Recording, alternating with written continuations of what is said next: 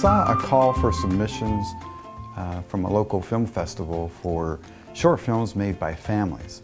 Well, the rules stated that everybody on the cast and crew had to be from a single family with the exception of one outsider. So I talked it over with my daughter, Alexandra. We kicked the idea around for a couple of weeks. We watched a whole bunch of short films and we were kind of drawn to those that had a fable-like quality.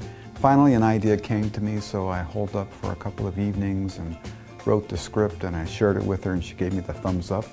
There were roles in it for her, for a guy, and a boy and a girl. So we tapped her boyfriend, Curtis, who would be our one allowable outsider. And then for the younger girl, we tapped my niece, Sophie, and her little brother, my nephew, JP. I talked it over with my brother, Ken, and he was game for producing it. My daughter, Danielle, was up for being our script supervisor. My niece, Aria, agreed to be over props. I even enlisted my daughter, Katie, and her husband, Darren, who live on the East Coast, to pitch in. Katie did those lovely illustrations that you see in the background, and Darren did that wonderful score that you hear.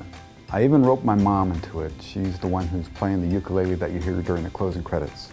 My amazing wife, Suzanne, who has this lovely English accent on account of that's where she's from, agreed to be our narrator, which we recorded in this high-end studio, which also happens to look a lot like her closet. My sister-in-law, Quapelia, was our chief child and snake wrangler. And even the snake is family. It's my nephew's pet snake, Halo.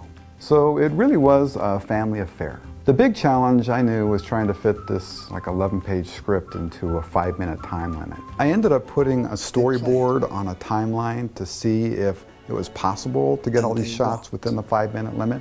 The timeline featured, without a doubt, some of the world's worst illustrations. It proved to me that if we were really efficient with our shots, we could probably just manage to squeeze within the 5-minute time limit. But it would be close. The story mainly takes place outdoors, but it occurred to me that as we live in Utah, and Utah has this thing called winter, it could be a little tricky to get all these shots done, and especially with all the location moves. So we decided we would just shoot it right here in our office. Between the holidays, there wouldn't be that many people working, so we pretty much maxed out the space. We put green screen everywhere we thought would be in the shot, and this place was packed. I mean, you could hardly move in here. We shot it over the course of 3 days.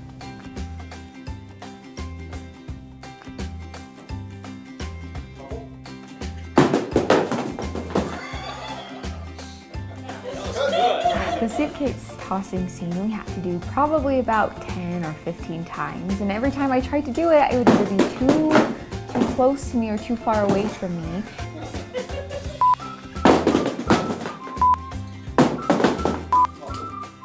And I don't even think that the actual take that they used was me throwing it. It was a lot of struggles. Jumping across the chasm was probably the scariest thing I've ever done. I'm just kidding. Yeah, just moist ice. All right.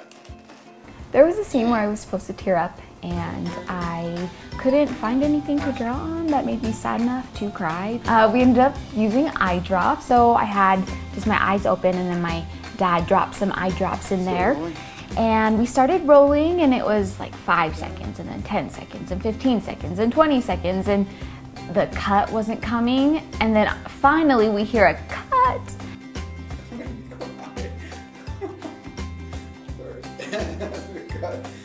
And it turns out that my dad couldn't yell cut because he was choked up because it looked like I was actually crying and that made him cry, but I wasn't really crying. There was only one of us in the room that was actually crying that day.